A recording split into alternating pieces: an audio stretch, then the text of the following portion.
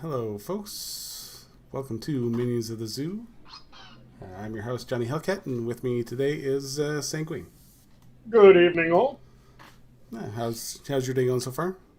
My day's going well. I hit one of the grocery stores to pick up my week's worth of groceries. So tonight I just made a spicy, not really hot or cold noodle, just kind of room temp noodle with a bit of chili crisp and shoyu marinated red snapper. And with that, I have some chestnuts that I'm roasting in my oven, and I'm going to do a quick and dirty chestnut cream dessert on the side. I don't think I've ever had cooked red snapper, but I have had red snapper sushi. Ah, nice. And it Yeah. is the Japanese restaurant we have here, Mm-hmm. which, if it weren't for the fact that they fly in their sushi daily, Mm-hmm. from Washington, I probably wouldn't even touch it. Going with Camel's rule of no seafood in a landlocked state, Yeah, which inland areas tend not to have the best seafood. yeah. But no, they do really good. I think I've tried almost all of their sushi. Very nice. Just like down from tuna, which is I think tuna is one of their more expensive ones. Mm-hmm. And it tends to be one of the flagship. And there's unagi, which is also really good. Oh, I love unagi. And octopus. I'm like a pig in shit if you put eel in front of me. Octopus is really good too. Yep. And then I'm trying to remember which one was the most expensive one. And I think the red snapper's somewhere in the middle. Mm-hmm. Yeah, it tends to be like salmon and yellowfin. Unagi tends to be one of the middle-priced ones. Octopus varies depending on the area. Let me see. Sometimes the soft shell crab ones are really expensive. Sometimes they're fairly cheap. Again, it depends on your area. Yeah. But they are delicious. Absolutely. It's I didn't think it would be something that I liked, and it's something that my mom kind of gives me shit about because my dad, my birth father, Mm-hmm. he was really into sushi, and she's like, God, it just reminds me of him.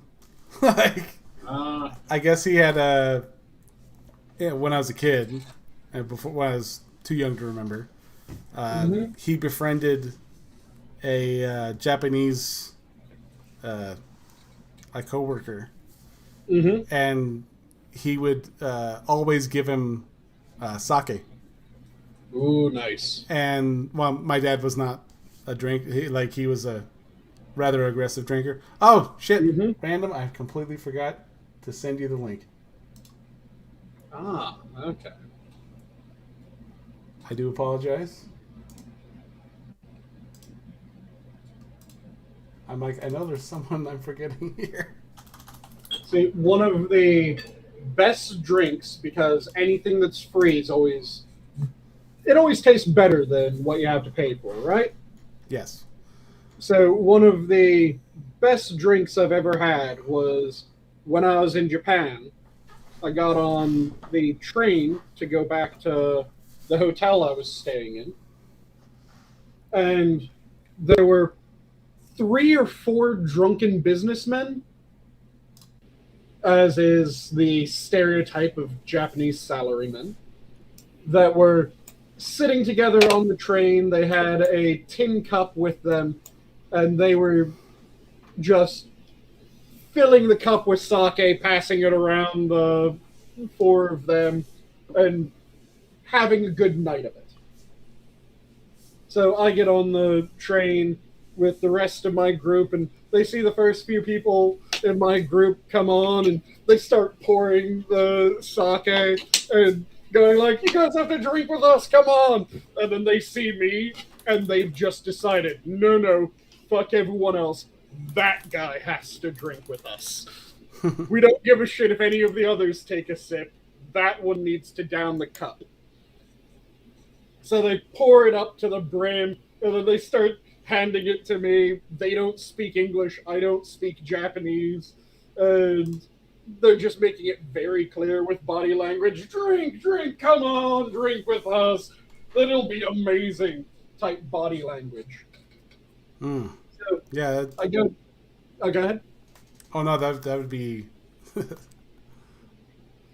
That'd be a great time. Like, oh, yeah, it was. And I went for the polite sip to begin with because I'm going, I don't want to drink these guys' booze entirely.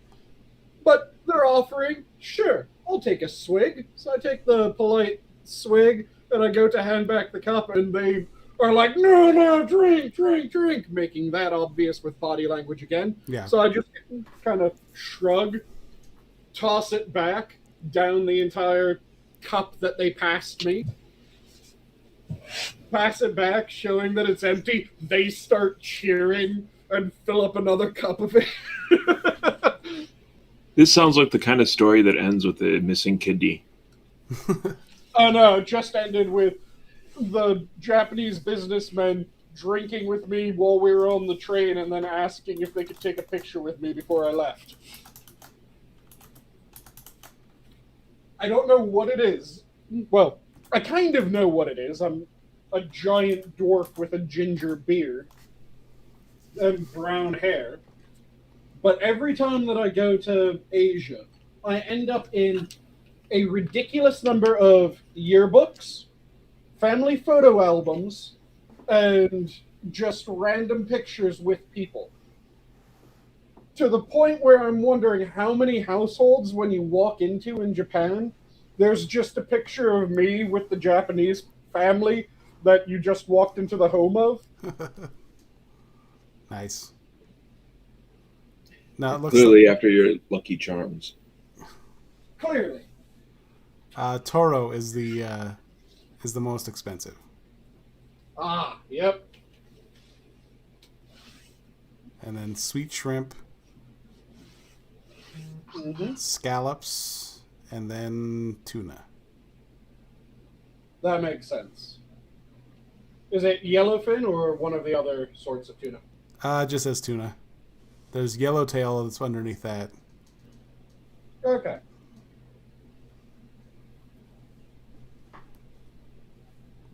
And red snapper and salmon is below that. But yeah, Toro's the only one I haven't tried yet. Okay. Yeah, what I'm willing to bet was just ridiculously cheap Japanese sake that I was given by those businessmen is one of the best cups of sake that I've ever had. And I've had some fairly decent sake. It's just anything that's free tastes better.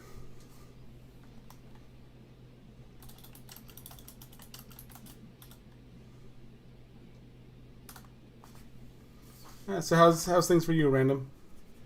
Oh, wonderful. I say as I lie, but how are you doing?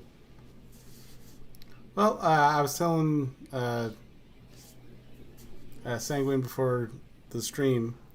I went to the doctor on Monday, and I had been feeling kind of queasy prior to that, and then the weekend before, I actually was doing some dry heaving. So we go in, and the doctor, who's not my primary care, she's a physician's assistant, I guess.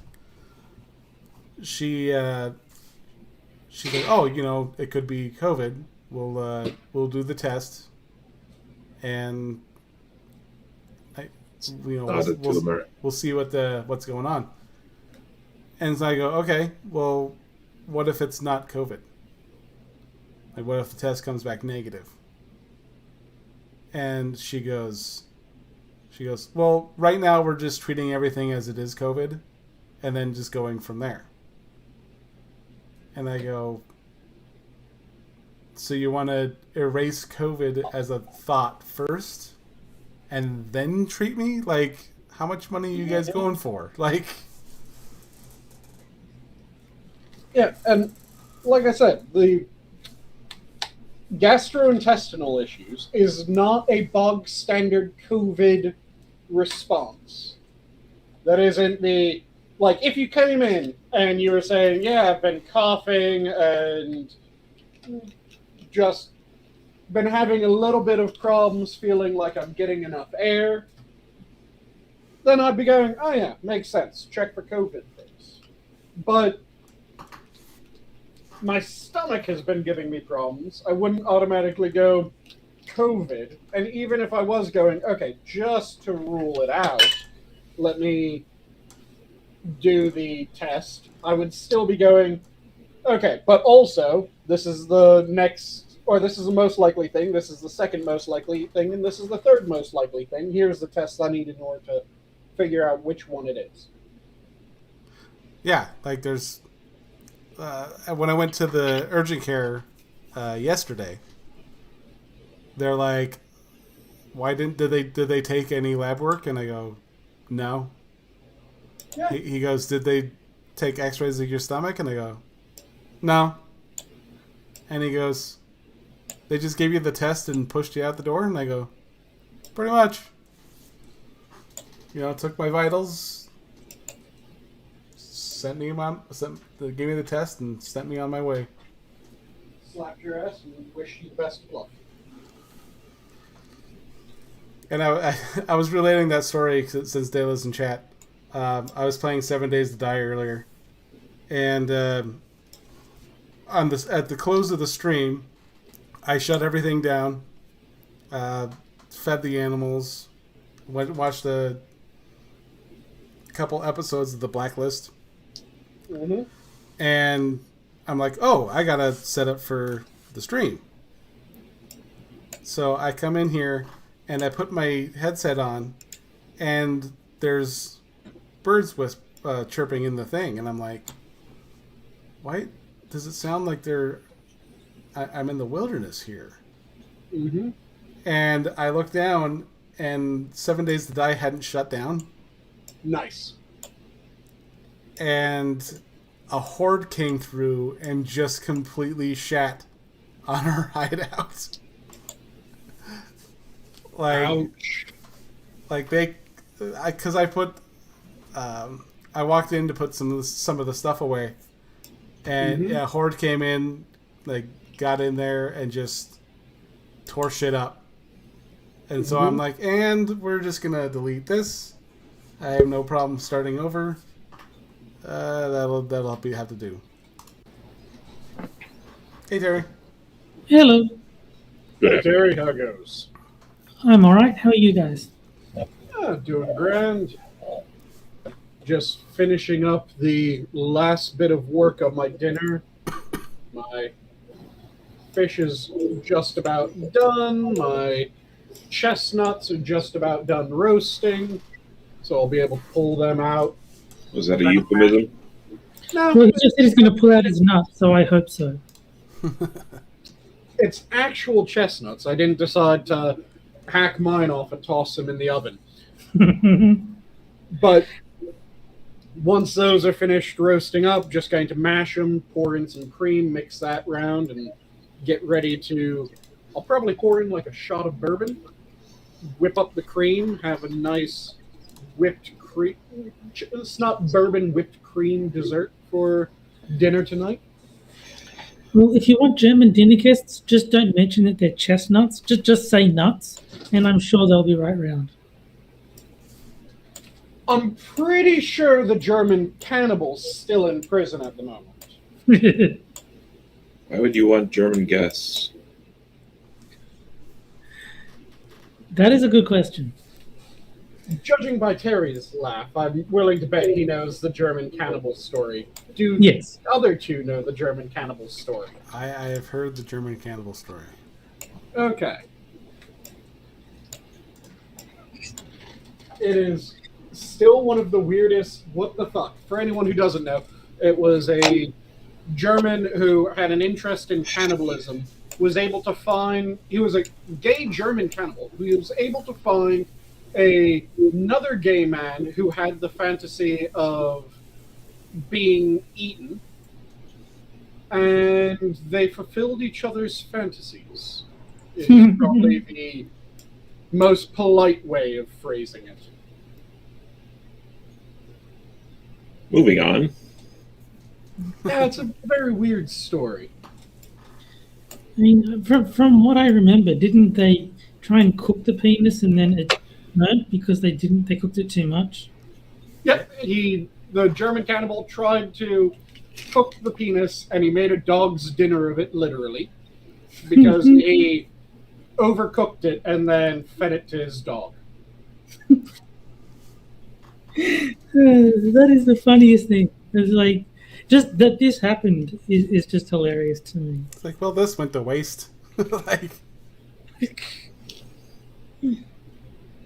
yeah, not only is it a what the fuck story to begin with, but then just the fact that the part that the one guy was fantasizing about and the other guy was also fantasizing about ended up being the part that they fucked up the most.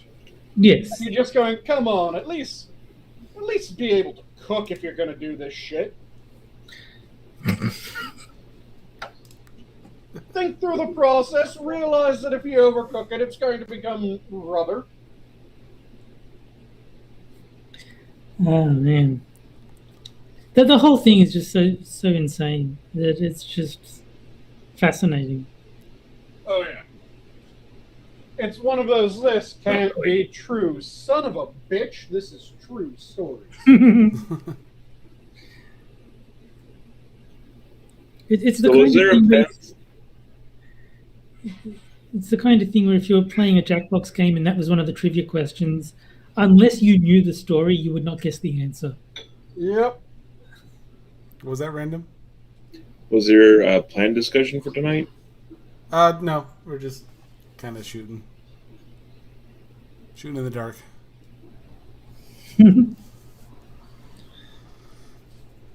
If No, there's any... Okay. it did start with healthcare talk, but that was Yes. pretty much the only thing that was really planned. Well, as what I've found recently, there's really no reason to go to the emergency room anymore, because the last 4 or 5 times I've been there, it's, we can't find what's wrong with you. Have a nice day. Well, at least they told you to have a nice day. That's something. I'm kind of Oh no! Pay hyperbolizing that last part. pay us $300, then have a nice day. Oh, Yeah. $300. That would, yeah, I'd be less angry about it if it was only $300. No, but it's clever because if you don't have a good day, that's on you. You just can't follow instructions. To date, one of the worst doctors that I've ever had, one of the top 3, I'll have to phrase it that way, was a ER doc, because I had just that day ripped 2 muscles off the bone in my right shoulder, Ouch. and I'd probably pinched a nerve by what another doctor ended up saying after I went in to get another opinion. But the first doc, when I went in, didn't really do much to figure out what had happened to my shoulder, because all they did was an x-ray and then went, well, it's not broken. And when I asked about, okay, so what is causing the pain and why is my hand hurting as well, their response was, and I quote, how the fuck am I supposed to know? You said you were playing football. You must have heard it then. Oh, jeez. No shit, Sherlock. It's not like I came in and said, yeah, I hurt my arm and playing football, and for some reason my hand is hurting as well, and I, at the very least, dislocated the shoulder for a bit. Their entire solution was, well, you were playing football. You heard it then. Yeah, I told you that. God damn it. It reminds me there was an episode of a show called Grumpy Old Men where the guy had like an itchy ass. So he went to the doctor to see what was wrong, and all they diagnosed him with was itchy ass, but they said it in Latin. Nice. And then, like, this guy speaks Latin, so he knew what they were doing. And like, dude, I told you that. Yep. I was hoping for new information. Yeah, the only two doctors that I categorize as worse than that doctor are the specialist that I saw for the same injury, who is the worst doctor I've ever had. The first specialist, rather. Because I went in, and he was given the disc of all my imaging. I'd had x-rays and MRIs done for the shoulder. And he was given that disc while I was in the examination room with him. So one would think part of the diagnosis process would be, okay, let me quickly pull up this imaging and see what it looks like, and then we'll continue on and do the various manual tests that I have and see what's what, right? Yeah, this doctor had an entirely different approach, which was he took the disc that he was given of all my imaging and set it on top of his computer and never decided to put it in the computer and look at the imaging. What he then proceeded to do was do a handful of physical examinations, which included strength testing that shoulder. For those who aren't familiar, I am a 6'1" Tolkien dwarf in appearance. And I was a varsity football lineman at the time of this. So, rather strong to say the least. This doctor weighed about half of what I did at the time. Thought that somehow they would be able to tell the difference between the strength of an injured arm and an uninjured arm for me. Ah. They could not, but they thought that they could. When they thought that they could, they originally said that my uninjured arm was clearly my injured arm. It wasn't. And then when I went, no, that's my standard arm, that's just my weak arm, and it's my strong arm that's injured, they then did one test that, to this day, I have no clue what the fuck it was meant to show other than I have pain in Because the test was, stick my arm out straight from the shoulder, turn it so that my thumb is pointing down at the ground. Then the doc was pressing on the very end of my fingers, so he had the maximum amount of leverage possible. And as he was pressing down, telling me to keep my arm up, which I was able to do, he then took two fingers and buried them in my shoulder to, at the very least, the first joint and about halfway to the next, if not just jamming his fingers 2 joints deep into my shoulder. When you said jamming his fingers, I had South Park flashbacks to Steve Irwin. Yeah, thankfully I was sitting down, so he didn't have access to that. But stuck his finger in his bum.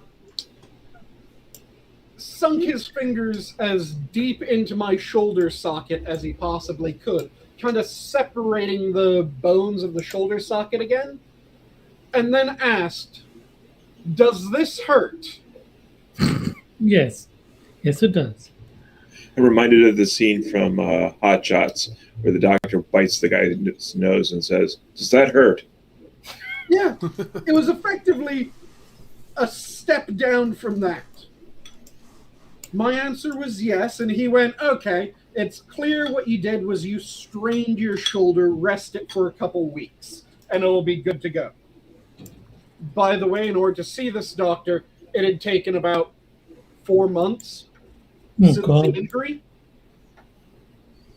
So, if it had just been a muscle strain and that was all, it wouldn't have still been hurting by the time that I saw him.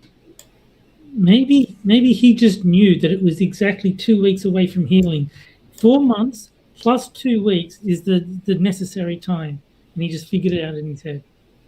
Turns out that was not the case, because then when I went to the next specialist, when I first walked into the room, he was looking at the computer and looking at my medical record, very confused, and the first question that he asked me was, okay, did the previous specialist that you saw even look at the imaging at all? And when I said no, he went, okay, I thought not, because here, come over here, look at this screen. You see this and this? Yeah, they're supposed to be connected here. You ripped them off the bone. We need to go back in and connect them. Jesus. So, when can we schedule your surgery? Thankfully, the doctor who sunk his 2 fingers into my shoulder is no longer a doctor anymore. Fired or died?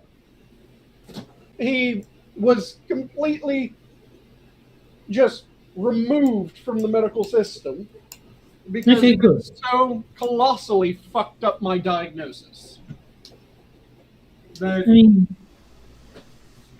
luckily for me, like when I've had useless doctors, it hasn't been while I've been majorly sick or injured.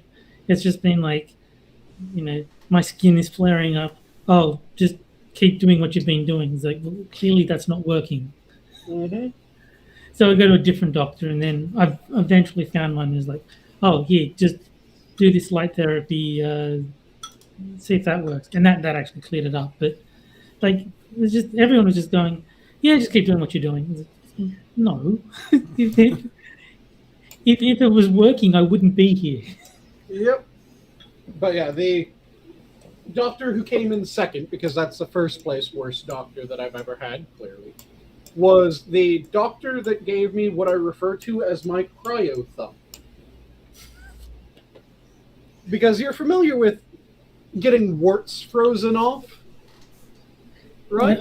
I know of it. I've never had it done or anything. Yeah, but you know that's how warts are removed. Yeah. So, this doctor was freezing off a couple warts from one of my thumbs. And have you ever seen what happens to a thumb when an entire canister of medical liquid nitrogen is emptied on it? No. I have not only seen this, I have felt the experience. Because the doctor proceeded to empty an entire canister of medical liquid nitrogen on my thumb. That was nice of you. Which ended up with my thumb being frozen quite literally to the bone, the blood freezing in the blood vessels, and then the thawing was hellish. Well, there's a better you than me, is all I'm going to say there. Yeah. The experience of partially frozen blood starting to then move with chunks of it still as crystal, all kinds of fun. Ugh.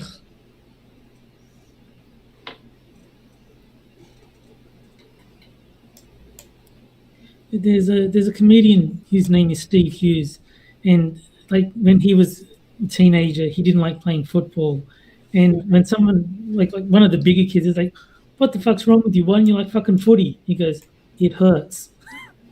Nice. Very simple and to the point. I thought that's a good answer.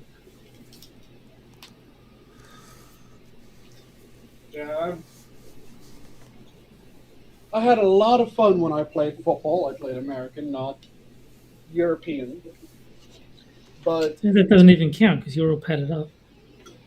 say again? That doesn't even count because you're all padded up. You would say that, but the thing is that, and this is being brought more to light as time goes on, there's actually a nasty side effect of wearing football pads, and that is people think that they are suddenly invulnerable. Yeah. So things that people would never do if they weren't in pads, they'll suddenly have a go of when they're wearing it. I've heard people say the same thing about helmets in cricket, saying that they hated when it became mandatory to wear a helmet because that fear of getting hit is sort of keeps you safe. Whereas if you think, oh, my helmet's going to protect me, you might just let it hit you, and then like head injuries went way up once they started wearing helmets. Yeah, head injuries go up with protective equipment. Same thing was seen in boxing. Yep. So it used to be that boxing matches could last fucking ages. And the reason is because they were bare-knuckle boxing matches where most of the blows were body blows. Because it fucking hurts to punch someone in the face. Yep. Your hands are rather fine bones that break easily. The forehead is a rather strong, big bone that doesn't break easily. Yeah.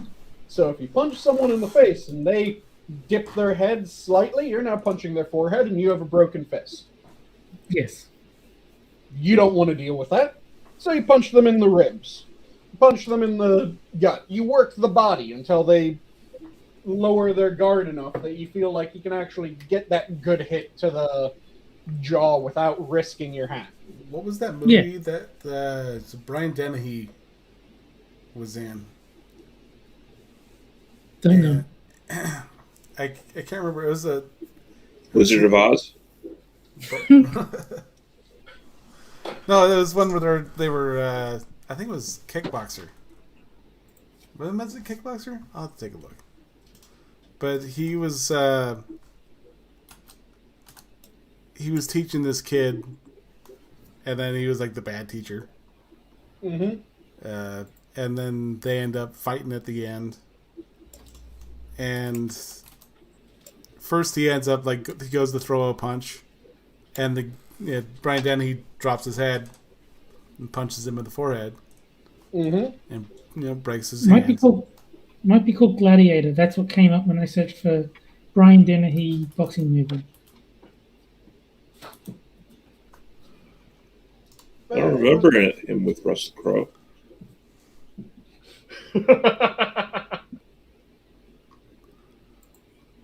It may just be a different Gladiator movie. Was he the one they had the CG in later? No. Actually, that was a couple people in that movie that they had the CG in. Oh, was it? I thought it was just the guy who died. Was Cuba Gooding Jr. in the one you're thinking of, Johnny? I'm not even sure. I haven't even gotten that far yet. Okay. I'm still in. I'm in IMDb right now. Man, that's where I went to see if Gladiator was the right movie.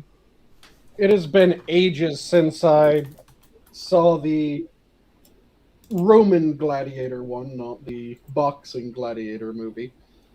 Yeah, I think that's it. Been ages since I thought of that one actor. Did any of you?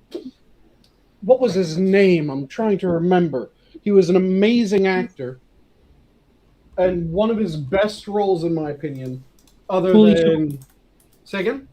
Pauly Shore. You said he was a great actor, so it's got to be Pauly Shore. Clearly not. And that just makes me question your taste every time that you say that. But it was the guy who was in the original Three Musketeers movies. Martin Short? No. Let me Kiefer Sutherland. look up the guy's name. I'm on the page. Richard Harris? possibly. Let me quickly. There's one movie that I know I can find him. He plays the father who dies early, so. Yeah, he gets killed by Phoenix. Jacques. Oliver Reed. So, that's who it was. Oliver Reed, yes, that's the actor's name. And he was in a movie that not many people have seen, I don't think, but is one of the best movies that I've ever seen him in. Have any of you ever watched The Assassination Bureau? No. It is a fantastic movie I cannot recommend enough. The premise of it is that there's an assassination bureau, so people can go pay these people to kill whoever the hell they want killed. And there's a female reporter that decides she wants to pay the assassination bureau to kill the leader of the assassination bureau. Clever. He takes the offer. She meets him directly, and he accepts on behalf of the Assassination Bureau, and then informs the rest of the Bureau that they're to assassinate him. He's dedicated to his job, I'll give him that. And it follows him trying to survive as his entire Bureau tries to kill him, and he tries to neutralize them, oftentimes killing them in the process, while bringing her along so that she can get the story if he does happen to actually die. What's this movie called, did you say? The Assassination Bureau. It's interesting. 1969. Yep. Yeah, it's... Oliver Reed and Diana Rigg were the two main characters. Telly Savalas is in there. Then it's got to be good. Yeah, it is an absolutely insane and amazing movie that was one of those old school movies where it perfectly balanced the action and the comedy. Nice. Because there are definitely scenes where it is meant to be comedy. There are scenes where it is just high action. And they balance them perfectly. So at no point do you feel like, wait, wasn't this supposed to be an action movie? Or wait, wasn't this supposed to be funny? It's funny throughout. It's moving the entire time. It is beautiful. It's I actually got quote tweeted by a movie account on Twitter because they didn't like my joke about them, I think. Because Gabby was saying, I can't believe there's a movie called Llamageddon. Yeah, I saw that. Yeah, and I said, if at no point during the movie is the phrase Llamageddon out of here uttered, demand a refund. Because, like, if you're going to call it Llamageddon, you've got to make the Armageddon out of here pun. That's just the rules. And then they quote tweeted me saying, good thing it's free then. I was like, I was joking. I'm not saying that you should actually demand a refund. I'd say that's a terrible PR department, but clearly they're not paying them anything. Yeah, if you name your movie Llamageddon, have a fucking sense of humor. I would think so. I would think that was a requirement. So I just replied with, then a refund should be very easy to provide. Well, that's getting Nice. a like from me.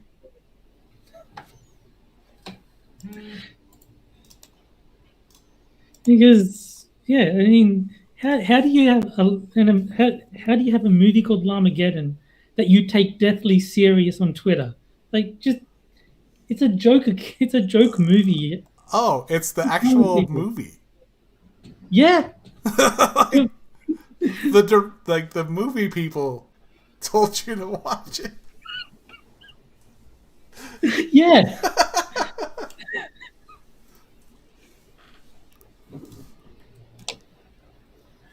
That's what I mean. Like, if it was just some rando, then okay, that's one thing. But this was the official movie account on Twitter. Yeah, and again, that's one of the things that it would have been a golden opportunity for them to get a laugh out of people and actually have people go, you know what? I'll give it a go on my next bad movie night. Okay. Yeah.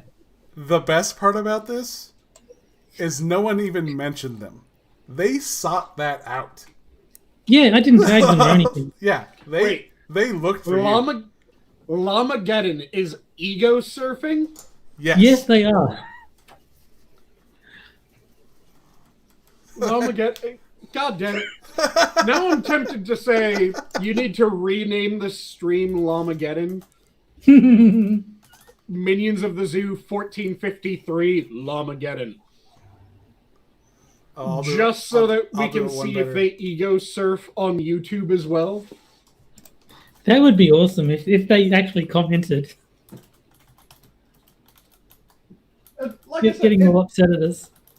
Yeah, it's a golden opportunity to make people laugh and go, you know what? Yeah, I'll check out this movie. There we go. It's going to be bad, but it's funny. Everyone refresh now so that they can see the title. Did you change it? Yes. I did. There we go. It had to be done. It's fate.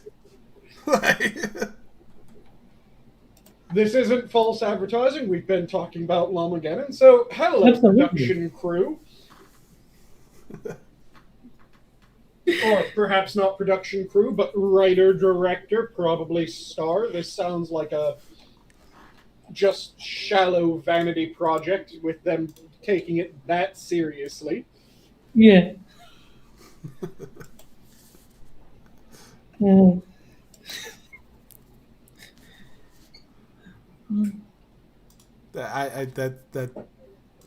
I'm speechless. Yeah. How do you have it named Llamageddon and take it seriously? Well, and like, but it's based on a true story.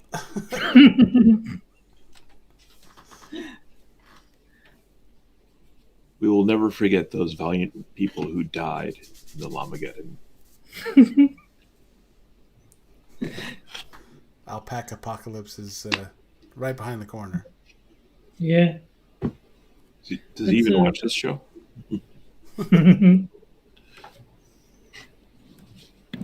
You mentioned alpacas, and here comes Camel. So we're all being very harsh on this. We have to bear in mind that their grandfather died in the Great Alpaca War.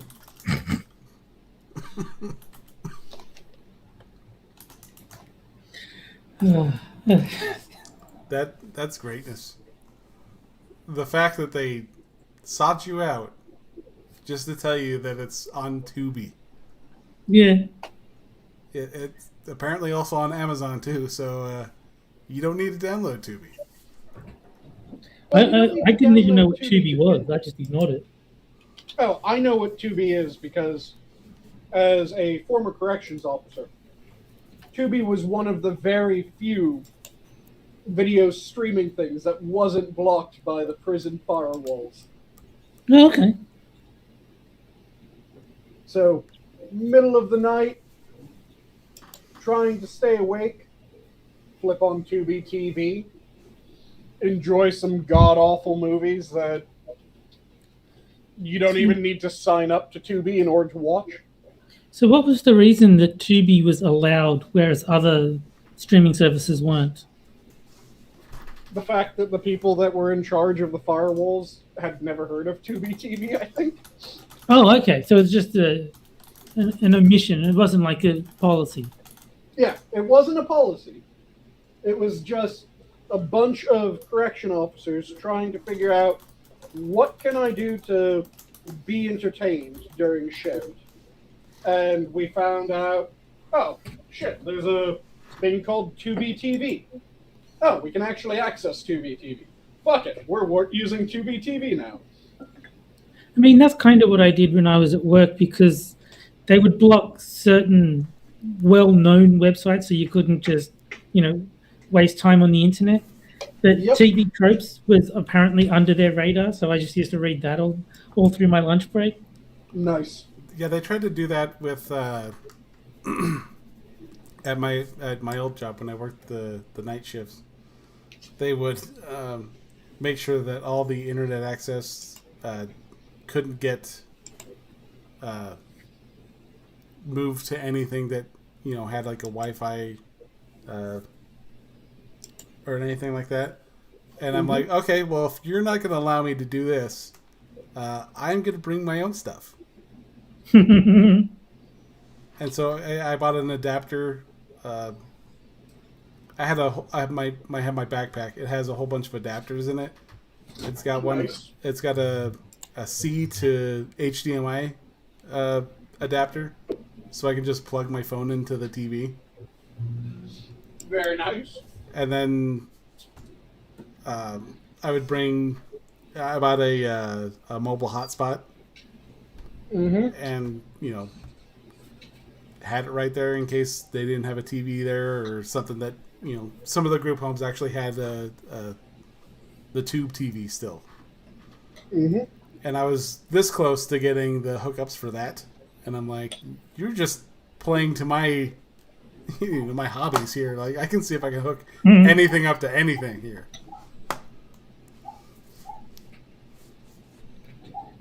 Want to see you hook up an Atari 2600 to a modern monitor? Yeah, you could do that. They underestimated your skills at, okay, this connector to this connector, this connector to this connector. Yeah, I had to daisy chain 27 connectors, but fuck it, I got it to work. They actually have, I can't remember what the adapter is called. I think it's an RF switch. They actually have an RF switch adapter that will go to the RGB or the RYB connections. Okay. Nice. Does it still have the switch in the back that says switches from black and white to color? I think so. I want one. I don't still have my Atari, but I want one. Let's see, RF switch. I've got an Atari emulator. That's the Oh, I have that too. The one I had in the 80s is long gone, but I have the emulator. I went up somewhere and it downloaded the emulator and every Atari 2600 game ever made, and I was waiting for the download to end, and I didn't realize that it had already done so. Nice. Just yeah, all right. They're 4K each. Yeah, those files aren't huge. I remember there was a game that we were allowed to play at like primary school because it was educational or meant to be, called Granny's Garden, and it was like the shittiest game that anyone has ever made. No, the RF switch is for what you plugged the Nintendo in. I was wrong. It's at the start of the game. There's like a mountain with a cave, and it says, "Can you see a cave?" If you say no, it says, "Yes, you can."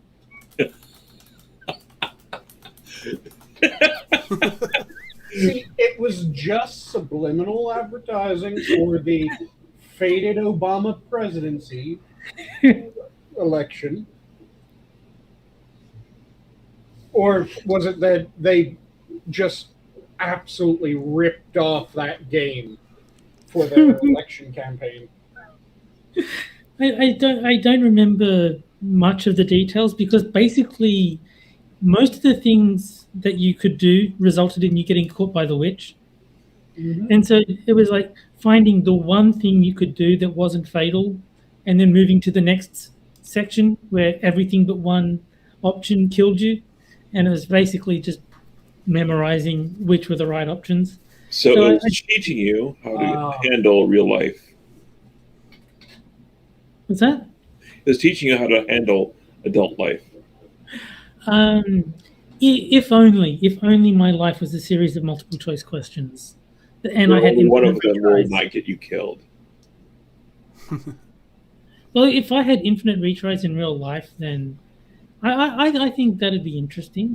I could do some things with that. They have movies like that. There's There was one that I played when I was a kid. It was horses on a racetrack, and the faster you did the math, the faster your horse would run. Oh, okay. Yeah, that sounds familiar. I still absolutely love when a game builds into its lore why you can save scum. You guys are all familiar with what save scumming is, right? Yes. No. Yeah, Terry and I are well versed in safe scumming. Very much so. So, I think I heard random Americans say no. No, you can skip over it. Don't worry. Okay. Yeah, one of the best versions of a game explaining why you can save scum is in Morrowind. You don't find out about it unless you keep talking to Vivek. And then Vivek will, in the course of the conversation, talk about why he won't fight you. And it's because your character is able to see slightly ahead in the future. And anytime their course of action results in them dying, they're able to revert and decide a different path. So rather than playing through what your character is actually doing, you're playing through your character thinking through what will happen in each of their choices. Did you ever read a story called Worm? I did not. It's basically like a superhero thing, but like told from the perspective of the villain. But one of the characters in it has basically, like, their superpower is safe scumming, and the way they take this guy down is by tricking him into making an inconvenient save point so that he can't go back to before he made the mistake. Nice. And I thought that was really cool. There's a video like that. I don't know how familiar you are with Epic NPC, man. I don't believe I'm familiar at all. It's a series on YouTube where it's mass MMO games from the point of view of an NPC. Mm-hmm. And they've branched out from there. So you have the one guy who's saving at every possible action. Save. He gets to a ledge and he's like, save, and he falls off. Load save. He's back at the ledge and he falls off. Because at that point there's nothing he can do to get away from that ledge. It's like, damn. Nice. Go back to the auto save, and he pops up back in the village with the basic outfit. Oh, damn it! That actually happened to me in Leisure Suit Larry 2, because you have to walk across this very narrow path, and even the slightest deviation has you sink into the swamp. And so I was like saving every time I made a little bit of progress. Unfortunately, I saved just after I stepped off the path, but before the death animation kicked in. So every time I reloaded, it was just watching myself die. And it's always funny because you do it like 5 times. You're like, oh, maybe the next time I press this, it'll put me back where I was. Yeah. No, it doesn't. I was foolish and I only had one save slot, so I basically just either had to restart or give up, and I just gave up.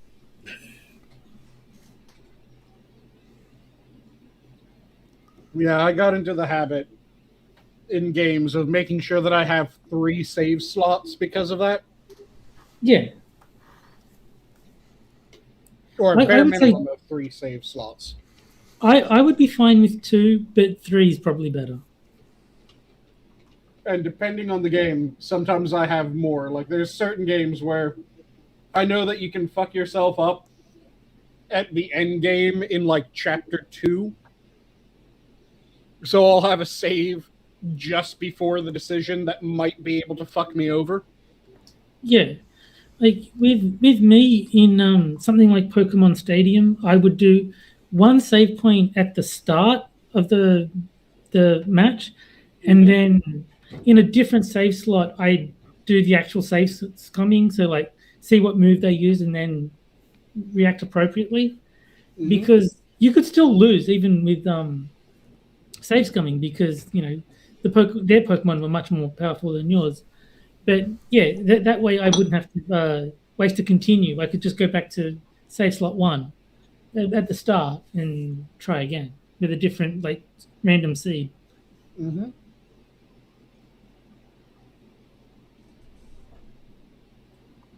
Yeah, it's save scumming is useful as hell in certain games. I forget which Leisure Suit Larry one it is, but it's actually required in one of them. Like if you look at the Sierra guide that comes with it, and then the question is, how do I make enough money? And it's just like, gamble, use save and reload to ensure you win. Nice. Yeah, that's like with the Suikoden games. One of them is you try to bluff this chick, and she doesn't say anything, so you're just pretty much going by, facial cues and whatnot, but she doesn't have any facial cues. Nice. And so it's like, okay, well, I'll just pick this one. You lose. Oh, did I? Restart. Like. It's been a long time since I played a game that I had to save like that.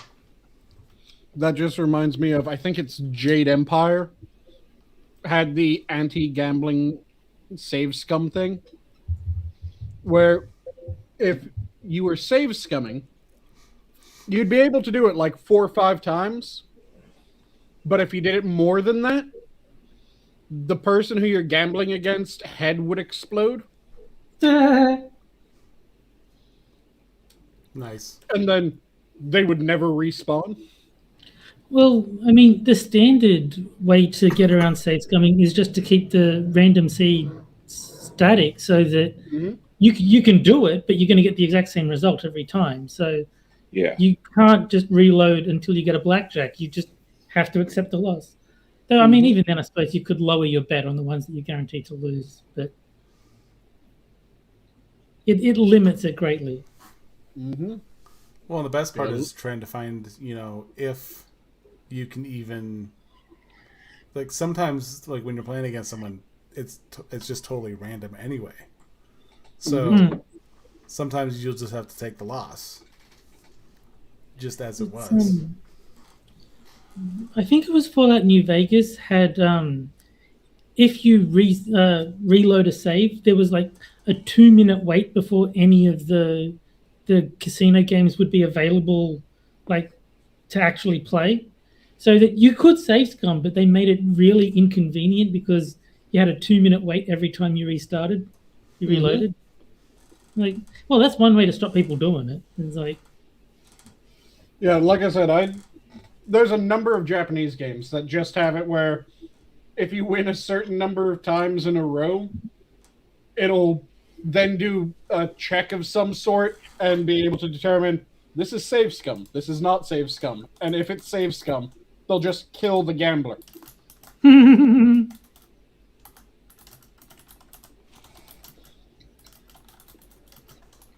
Poor Ken Rogers. Which I find hilarious. And it's the same sort of thing that, like, Undertale has that check as well. yeah. Where if you kill Mother Goat, and then you reload because you feel sorry that you killed Mother Goat, it taunts you.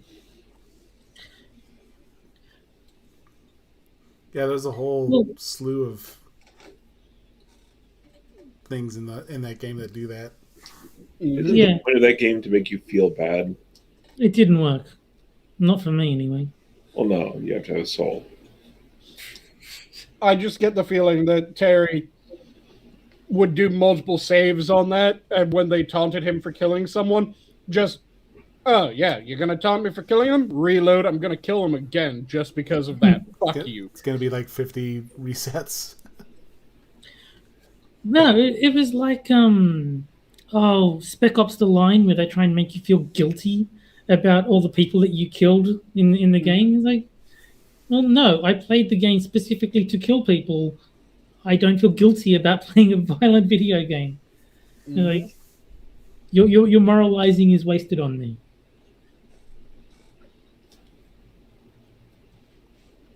Well, we Now, know. if you want to feel guilty, make it so that you're trying to save someone and then you fail. Regardless of what you do. Yes. Which I hate those situations, but still. The ones I prefer are the ones where there is a way to save the person. The chance is just really small. Because that gives you enough of the, oh, I fucked up. That's like when I was playing the Walking Dead, the Telltale one.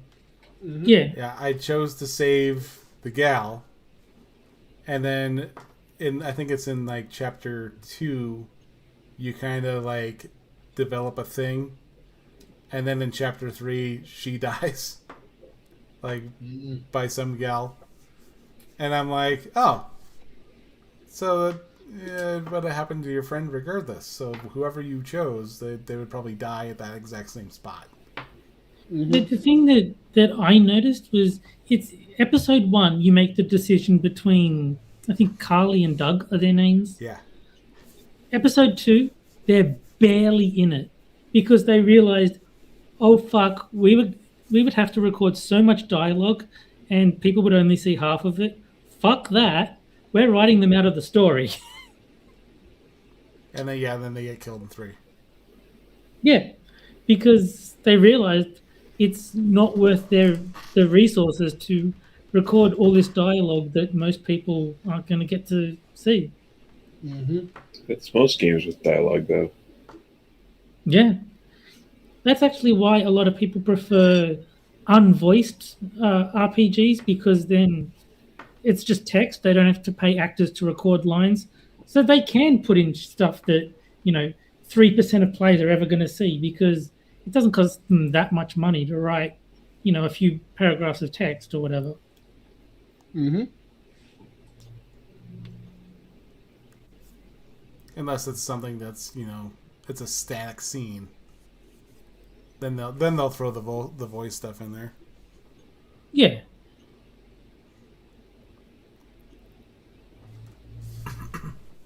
Yeah, Grim Dawn does that.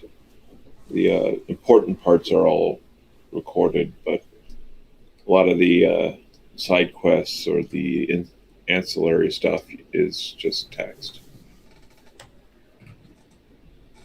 I'm trying to remember what game it is. There's one game where it's the first word of every sentence was recorded. So it sounds like there's voiceover, and then it just stops after the first word. That's stupid. Yes. Yes, it is. Or never played the game myself, but I remember watching, I think it was a Mandalore gaming video on it. I know in Planescape Torment, they usually had the first sentence of each text block voiced. Well, so, like, if you talk to Mort, then the first line will be in Rob Paulson's voice, and then the rest is just for you to read. So I think they just couldn't afford to put much voice acting in, but that makes a lot more sense than doing the first word of every sentence. And it drove... I can't remember who it was. Like I said, I think it might have been Mandalore, but it might have been Seth. I just remember them going, what the fuck is this? Why? What? Why did you do this? Because they were talking about playing it the first time and going up to a character, and the character like, hello! Wait, where's the rest of the voiceover?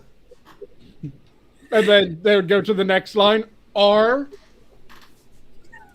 Is my voice file corrupt? What the fuck's going on here? That sounds like a terrible idea. I would have hoped that something like that would get caught in testing and people would be like, no, this is stupid, change it. Did they think to check to see if each of those words creates its own sentence?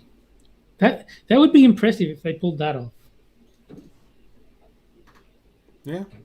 I don't remember them checking to see if they had a sentence that was hidden if you just take all the words that were said by them in a dialogue chain.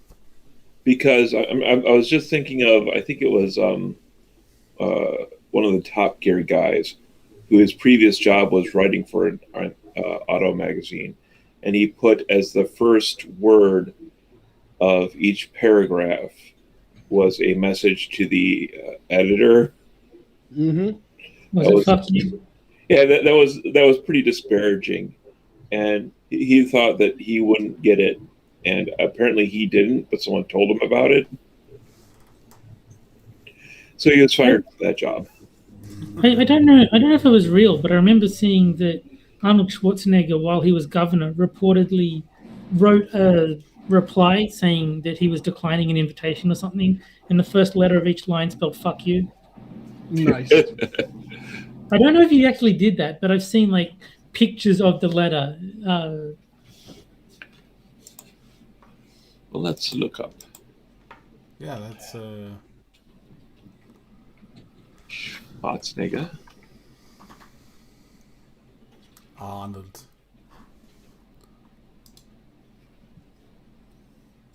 Have a Nagila, baby.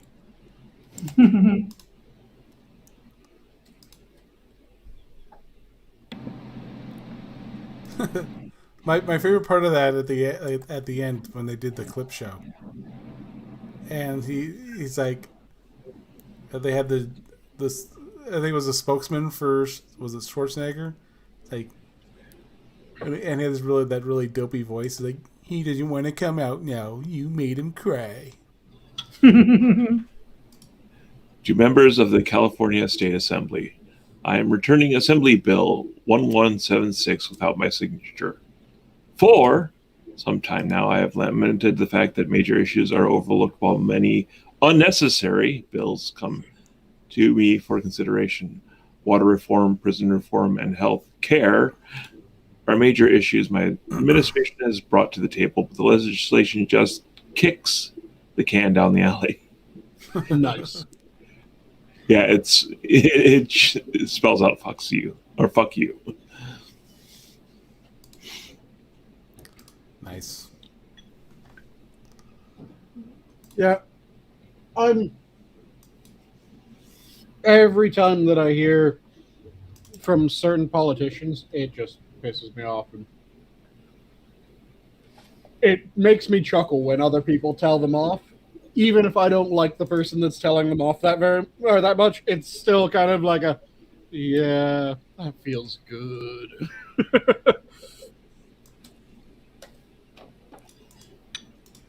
Pete says that Arnie is in 2 of his all-time favorite movies. Now, I'm assuming Junior is one of them.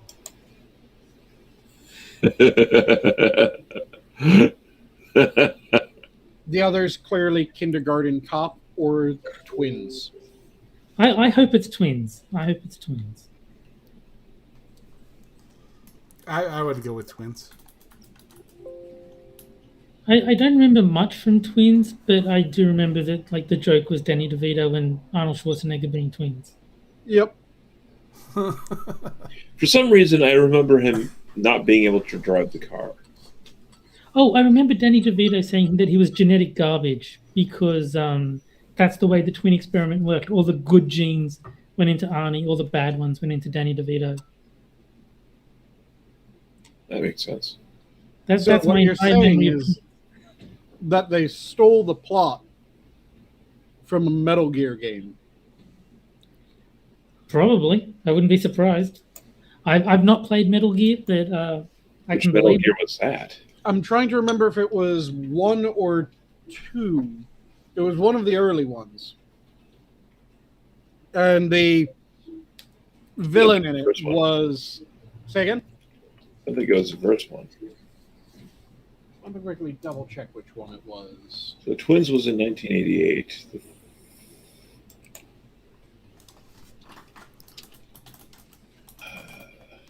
I remember playing Metal Gear, the original one. There was one Metal Gear game, I think it was Metal Gear, where one of the bosses you could kill just by waiting because he was like 90 years old. So Yep, if you that just was waited, Snake Eater. yeah, if you just waited, 87.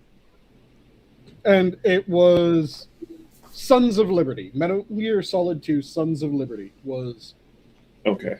the Metal Gear game.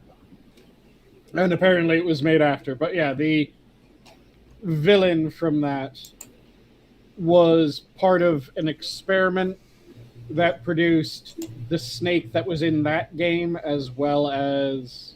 Wait, no, it wasn't Sons of Liberty. Which one was it? Let me figure it out. there was a game called The Witch's House where you could do something similar where if you literally do not touch the controls for 90 minutes or something like that, the boss will just die. And like you find out why if you actually play the game. But if you just stand at the starting spot where you spawn, the very beginning of the game, and just don't touch anything, you will eventually win. And they're like you'd learn nothing about anything. You get to leave the forest and you're done. But that is one way to win the game if you don't actually want to play it. I'm reminded of the Monty Python computer game where there's an option. No. It's the Holy Grail. I'm sorry. Oh, the Holy Grail, yeah. Yeah, you win pretty much right out of the box. It's like, congratulations, you won. Here's the Holy Grail. And then the rest of the game is somewhere behind that. I don't remember that being in the game. I haven't played it in a very long time, but I remember you had like the big long questionnaire that you had to fill in. And then I think it just played through the scenes from the movie. Because I remember like there was the Black Knight scene. You could play it as either Arthur or the Knight. And the Knight was just a really thin line, and you couldn't actually see what was happening. Yeah. And if you played as the Black Knight and you won, you got game over because you just killed Arthur. I could never win with the Black Knight. It's impossible to see anything. No, I don't know how, but I did once, and I got game over, and I was like, that's clever. It makes perfect sense. You just killed the main character. But maybe it's an option. Maybe I just chose the right option, but there was something at the beginning that just... You're right. No, there was a button on the start screen. It was just like, get the grail. And if you clicked it, it's just like, hey, you won. My favorite thing about that game is if you die, it says, would you like to go back to where you died? And if you say yes, it just replays your death. And then it says, would you like to go back to just before your death? And you say yes, and then you actually get to... Okay, it might be... I'm double-checking this. It might have been the first game. And it looks like it was the first game. Yeah. Solid Snake and Liquid Snake were made in a cloning project. And Solid Snake was all the dominant genes. Liquid Snake was all the recessive genes, which they took to mean that Solid Snake was all the good genes and Liquid Snake was all the bad genes.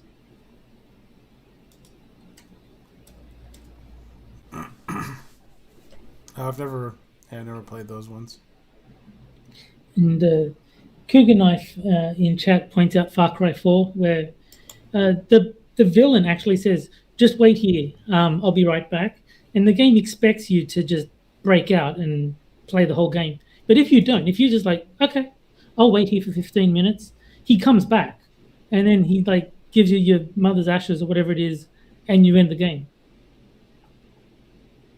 Yeah, and there's a similar thing in Far Cry 5 where if you don't arrest or try to arrest the guy, you just get in the vehicle and drive away. Or no, the helicopter. Fly away. Okay. I didn't play 5. I only played 3 and 4. And I just double-checked, and it is the first Metal Gear Solid. that it's Liquid Snake and Solid Snake, and it's the La Enfance Terre project that they were cloned in. Okay. So the idea is that one is all the dominant, one is all the recessive, and the way that the Japanese took that was one was all the good, one was all the bad. So does he have like blue eyes and red hair and stuff? Blonde hair. I think he's blue-eyed. Whereas the other one was blonde-eyed and blue-haired. Okay, Metal Gear Solid is the sequel, right? To what? Uh, To Metal Gear. Yes, Is I it? think it was Okay. Metal Gear, then Metal Gear Solid. Okay. And then they started having the Metal Gear games be the... I want to say the Metal Gear games are all about Big Boss. And then the Metal Gear Solid games are all about Solid Snake, which is the clone of Big Boss. Okay. Yeah, I've never played any of the games, so I don't know any of the story. Or I knew there was a character called Snake. Apparently, there's multiple characters called Snake, so I was even wrong about that. Well, the original Metal Gear was on NES, and it gave you a passcode to basically allow you to save the game. But I figured out what there's, because it reloads your ammunition and such. I figured out what the code was. What each position meant as far as which weapons you had and how far you progress. I had that all mapped out.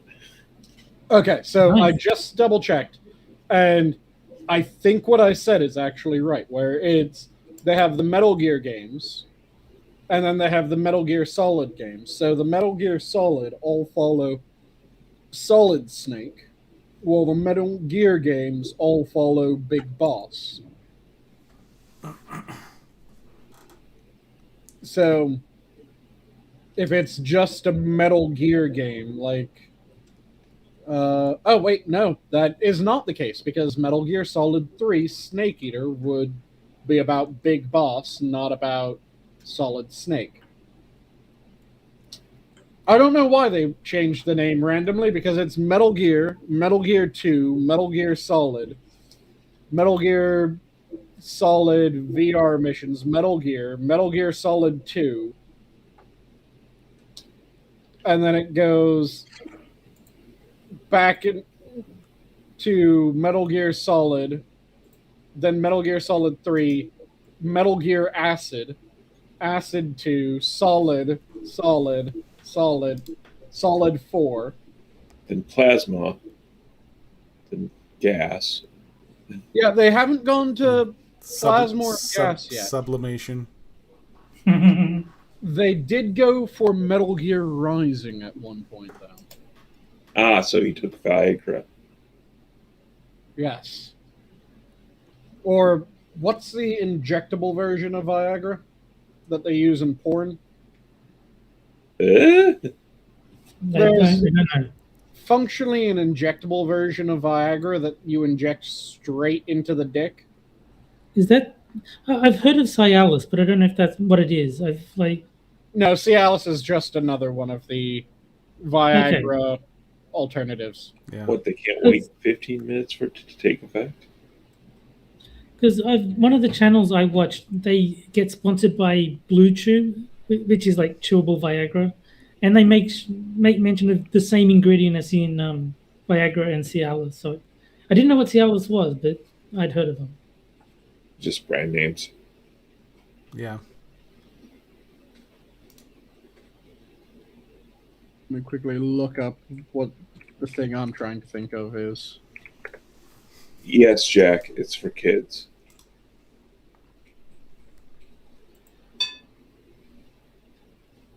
And Yeah, I can't remember the name either, but I think I've heard of it. yeah, there's a effectively Viagra-like med that they inject straight into the penis in order to give them almost instant erections. Well, Because- I'm glad that I'm not a porn star. Yeah. It's because a For lot one more of reason. porn studios have gone away from having fluffers. Mhm. So they need someone else, or they need something else to get the guys hard on demand. So they went to, I don't know, let's just give them dick injections. Yeah, no. That I will Why add are that you to in the the list of industry if reasons you not can't to be pull a that porn. off? What was that? Why are you in the industry if you can't pull that off? I don't know. Anyways, Desperation. But yeah, I just remember hearing about that. And it somehow came up in the conversation, so... well, if it comes up for more than 4 hours, see a doctor. Yep. Or at that point, just stop edging and come already. Cougar Knife is like, what happened? Last I heard we were talking about video games. It went very quickly from video games to Dick shots. dick injections. And not the standard dick injections. A injection that is to the dick rather than Well, the standard. at least it's not through the urethra. That would be... Oof. Well, that you'd have to avoid the people with narrow urethras. Just go through the heart like everyone else. Treat it like adrenaline. Got it. Do not ever give adrenaline straight through the heart. Pulp Fiction is wrong about that. Hey, it's not just Pulp Fiction. They also did it in Firefly. True, but with Firefly, you can And at that's in least the future. assume- with Firefly, you can at least assume that perhaps they have a new version of it. With Pulp Fiction, they straight up say, no, this is adrenaline. Just bog standard adrenaline.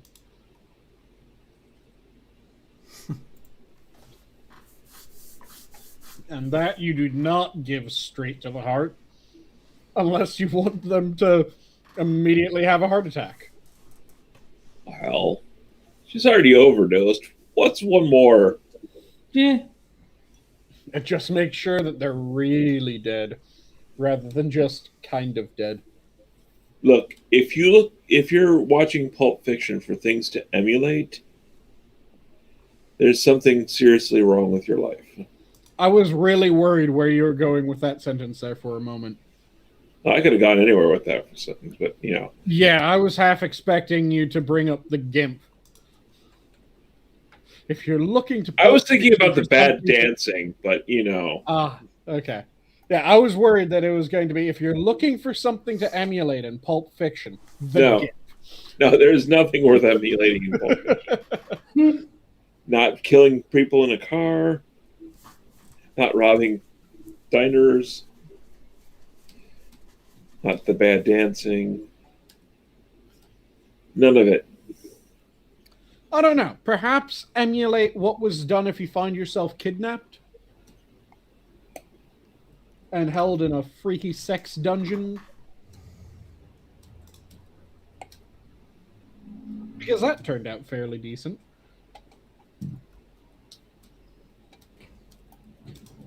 Yeah.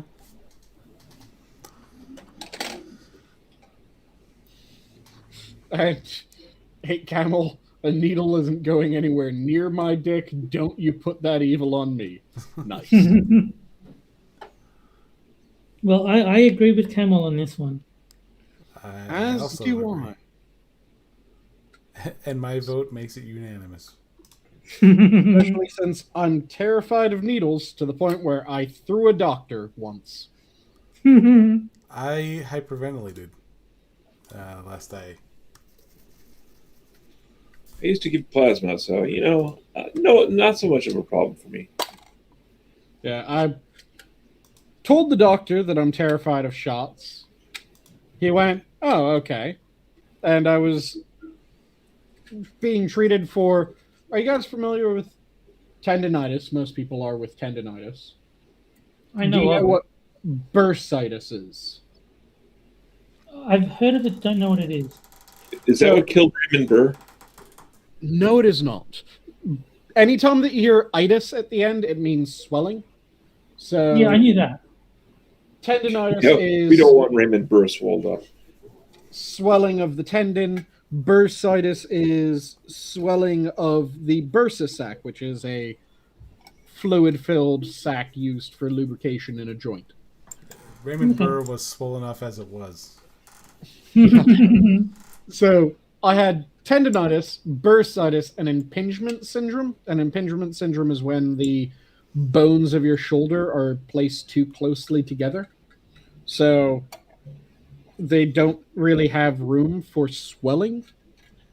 Which means that if my shoulder swelled when I had all these issues, which again, the two itises are swelling and problems, it would either dislocate my shoulder or it would cause my shoulder to be locked in place and then slowly pinch off blood and nerve lines going to my arm.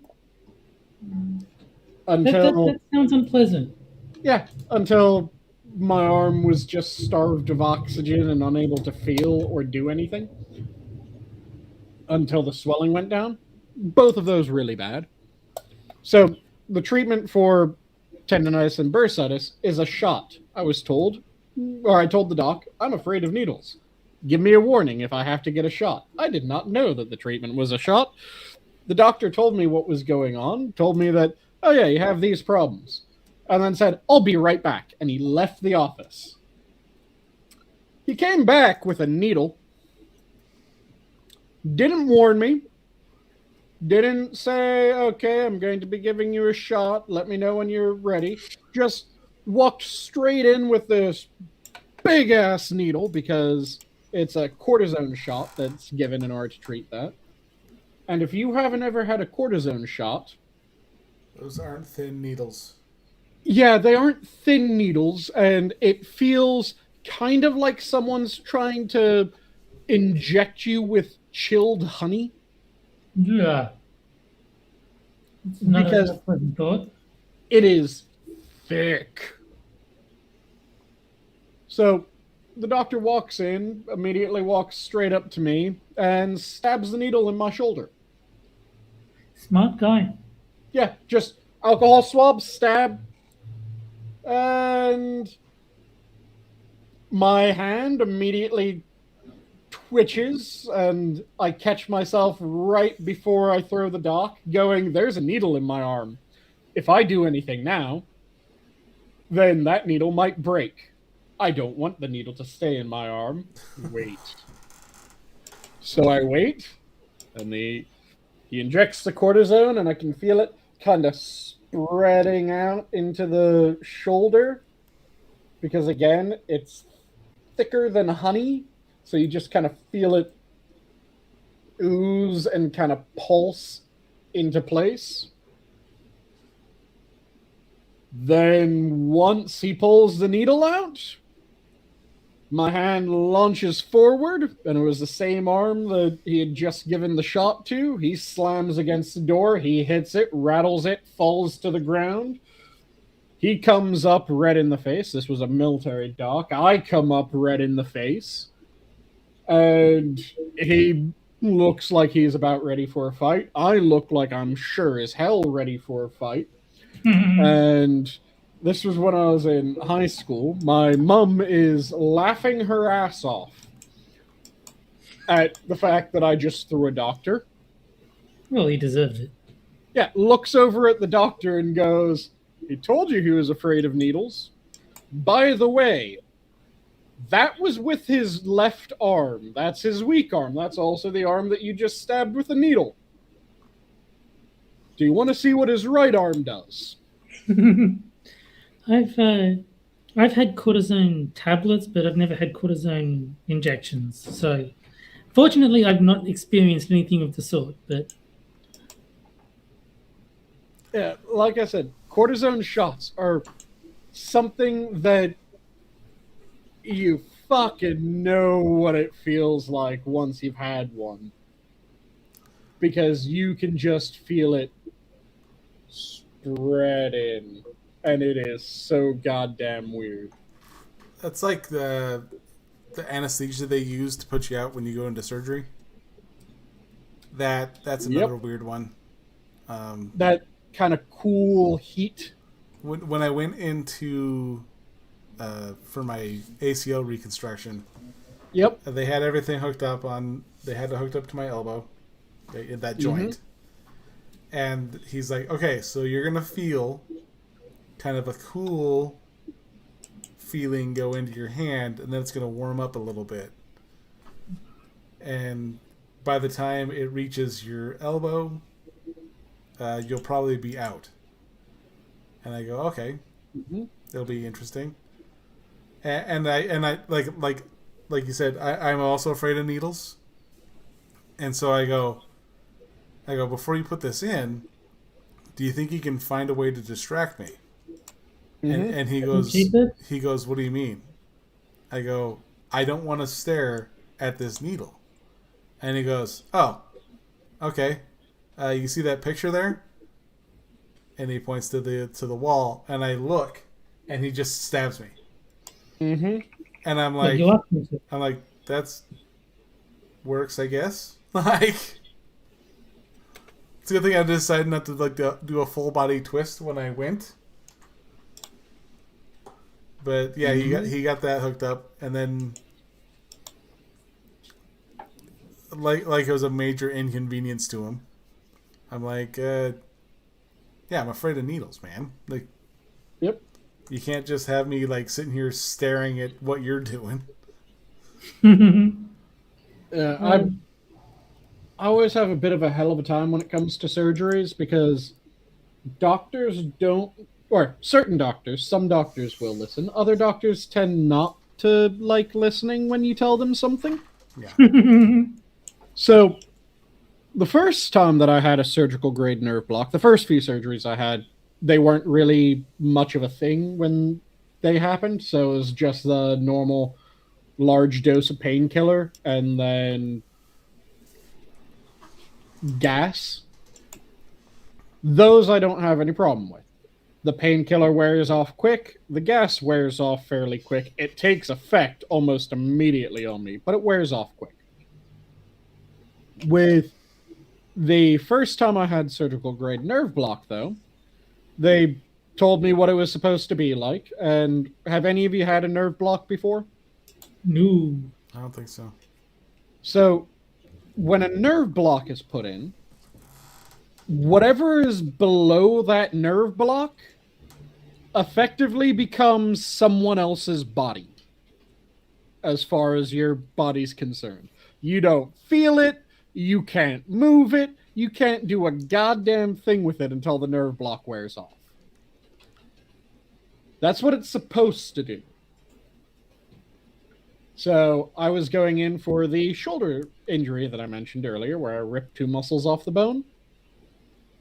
So go in, they start doing all the pre-surgery prep.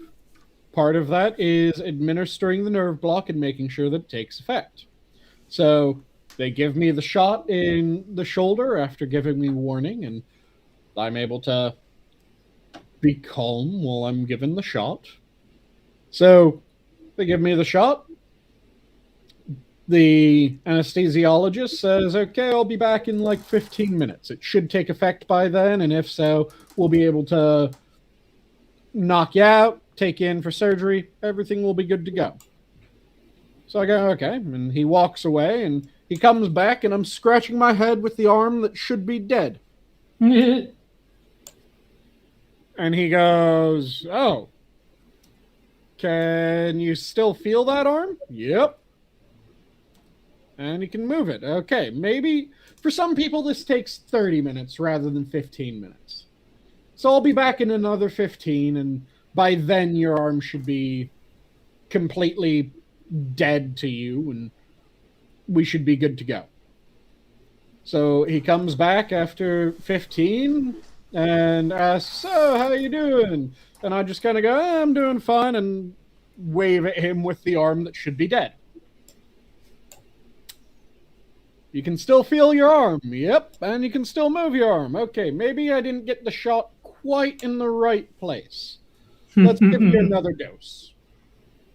So this time, he's really careful that he gets it in exactly the location that he wants. Then tells me, so I'll be back in 15 more minutes. Should be good to go then. Comes back in 15 minutes, arm's still moving.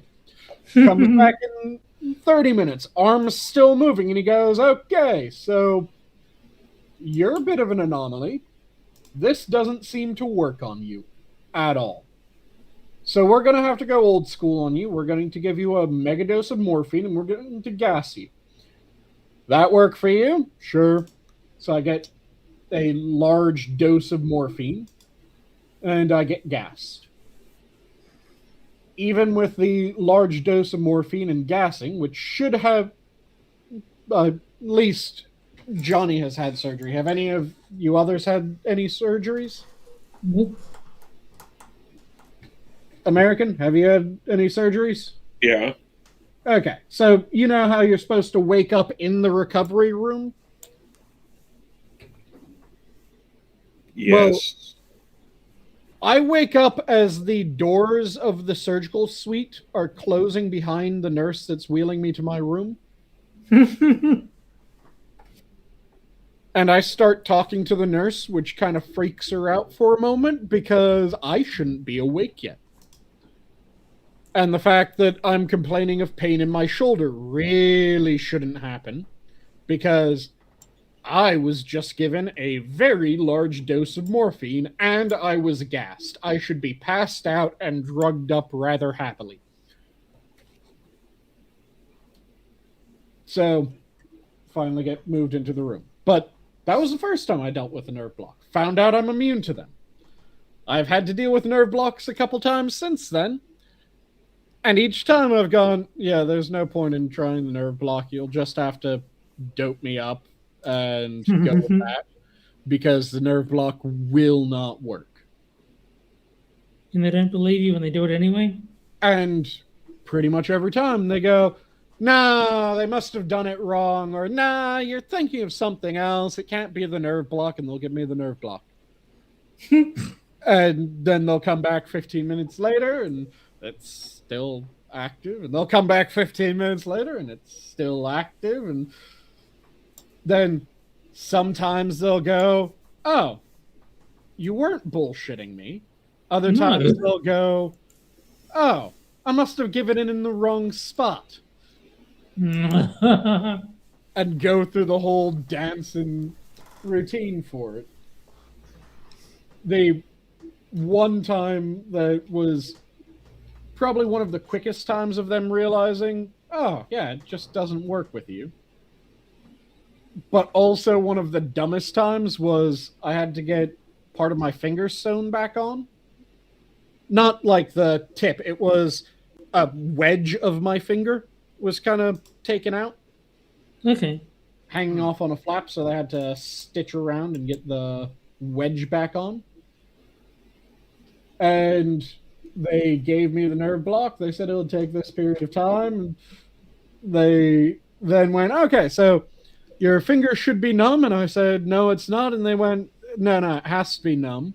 And I went, no, it's not. I told you, this has no effect on me.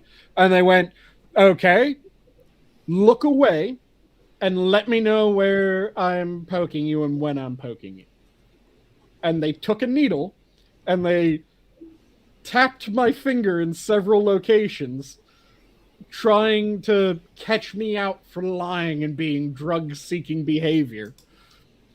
And each time I knew when they touched me, where they touched me, and how much pressure they were putting on it, until finally they went, oh, okay, you aren't just trying to get drugs. No, I'm not. I actually can feel.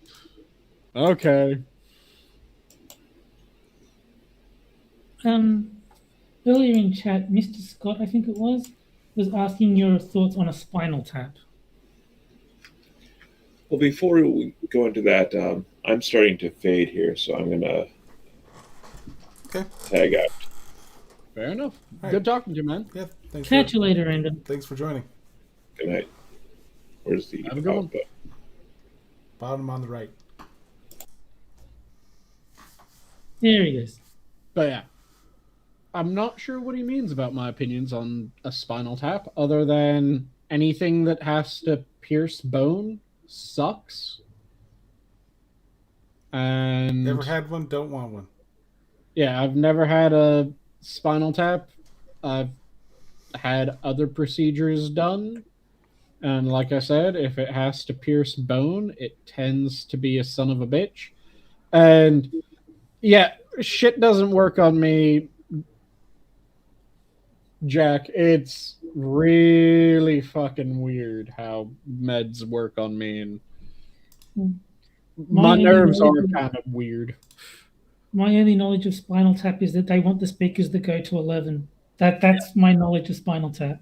With regards to the medical procedure, I wouldn't have even known what one was, except that it probably happened in the spine. Yeah, it's so there's the spinal tap, which is to get cerebrospinal fluid in order to test it for infections and various other issues. And then there's something that is sometimes called a spinal tap, even though it really shouldn't be, which is a shot to the spine. And both of them, from what I hear, fairly well suck. I've never experienced either one. Yeah, they don't sound fun. Yeah. They aren't quite as bad, from what I hear, as like bone marrow harvesting, but they aren't fun.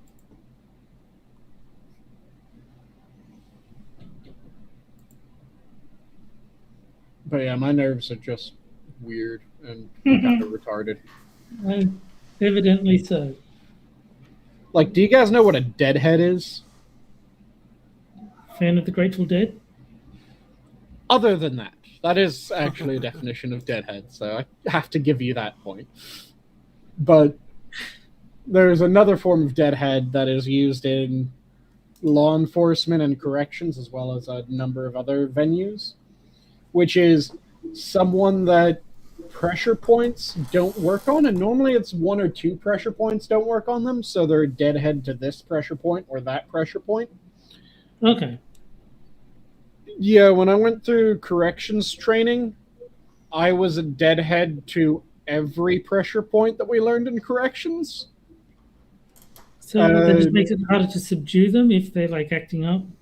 Yes, so pressure points are control tactics for maneuvering someone and getting them to acquiesce to your commands. So if you're telling someone, stop resisting, for instance, then you can use a pressure point, which is pain compliance, to coax them into not resisting. Because they resist, you press a little bit harder. They resist a bit more, you press a little harder. And if they affect someone, they suck. Is it pain or is it like what? It is pain without permanent damage. Okay. It's kind of difficult to explain because people that have that feeling, they tried to explain it to me, so I'm explaining someone else's explanation when I tried to explain them. Fair enough. But they're meant to hurt a fair bit. And the more pressure put on them, the more they hurt. But the thing is that the moment that you release, the pain's gone.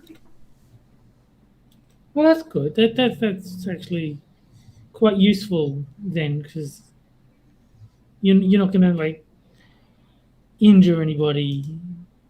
Yeah, ideally. You would really have to fuck up in order to injure them with a pressure point. Okay. it just becomes very uncomfortable for the person.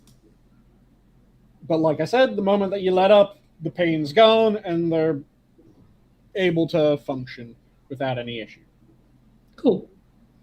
So really useful in corrections. I'll bet. Because someone's trying to tense up and keep their hands from being cuffed when you need them cuffed. You hit a pressure point, and they start going, oh, okay. And they do what you're instructing them to do. Same thing for law enforcement. Yeah, I was a deadhead to all of them. Then after finding out that I was a deadhead to all of them, my mum, who was a MP in the Marine Corps, I went to and went, hey, Mum, you know a bunch of pressure points, right? Yeah. These pressure points were shown to me by corrections. Can you show me additional ones? And yeah, I was a deadhead to all of those as well. Oh, jeez. Somehow I've fucked my nerves to the point where pressure points don't work. So I'm guessing they're not all in the head. It's just a term. It's not actually descriptive of the location. Oh, pressure points, they can be in the head, the arms, the legs, one of them is in the jaw, effectively. So it's a bit in from the bottom side of your jaw, because you can feel the bone right in the very bottom of your jawline, right? Then you go in just a little bit, and it's about a thumb's depth from your chin. And in that soft spot right next to the bone is one of them. And if you press up on that in the right spot, it fairly well hurts for most people. But like, you could be a deadhead to an arm pressure point. That's just like, it's just a term for immune to pressure points. It's not specific to the head. Yeah, it's not specific to the head, but a lot of pressure points are in the head. So that's the reason why it became the... Fair enough. That makes sense. But there's a lot of pressure points that are outside of the head. So there's like, I want to say 5 or 6 major ones in the arms. And then there's a bunch in the legs and in the torso as well.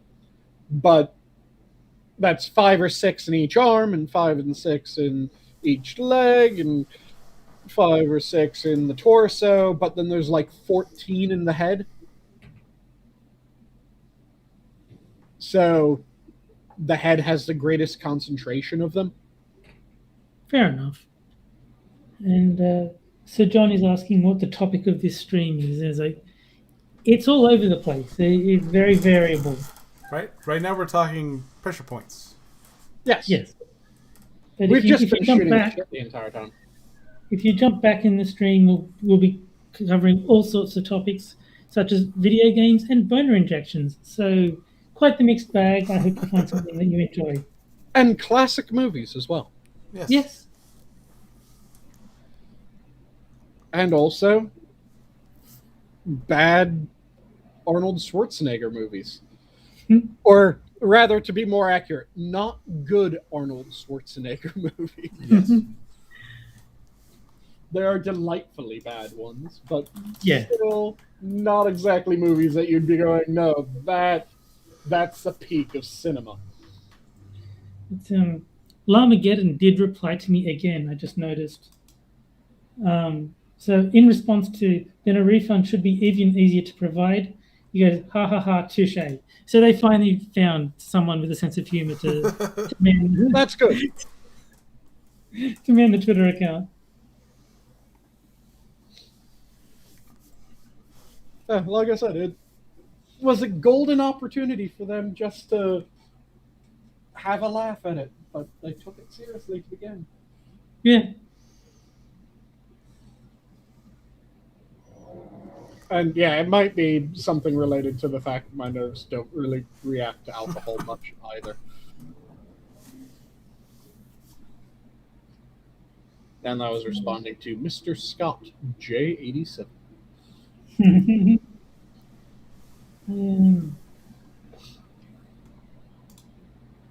So we are getting pretty close to the 2 hour mark. Yeah. It's still about 10 minutes, but I'm starting to get a little wheezy, so Starting to fade. starting to get nauseous, actually. Ah. So we're You going to go happen to into rubbing alcohol. Somewhere. Wet down a small bit of gauze, or if you have those like wet wipes, grab a wet wipe and sniff that. Don't like just you aren't huffing it. You're just kind of going while waving it underneath your nose. It's one of the things that can sometimes help with nausea. See, my suggestion is instead of rubbing alcohol, rub something else. You'll still feel nauseous, but at least you'll feel a bit of enjoyment until.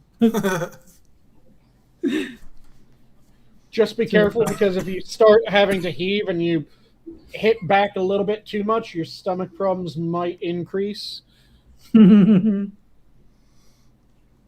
it's not bad because I've been sitting down, and I took a pill that the urgent care doctor gave me, so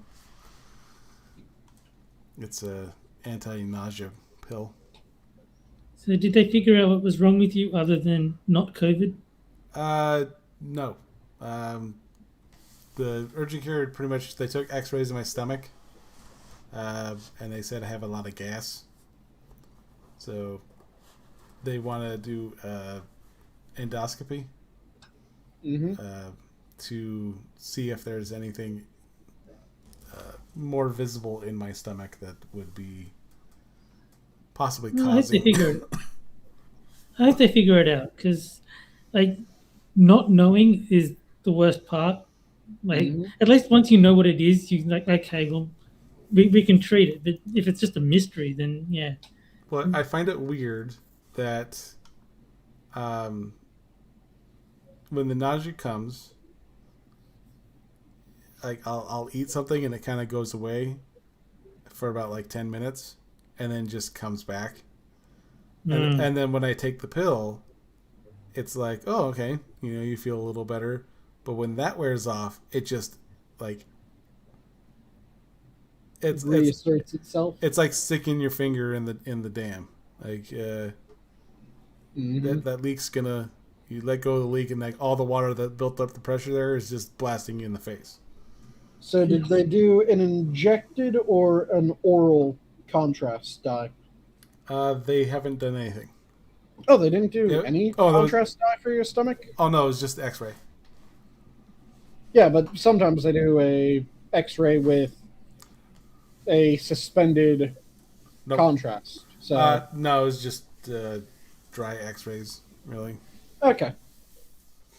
Yeah, sometimes it's like a almost metal solution that you end up swallowing, which allows them to see your organs a little bit better. Yeah, I know that I've had to do an upper GI when I was a kid, and that was not fun. Mm-hmm.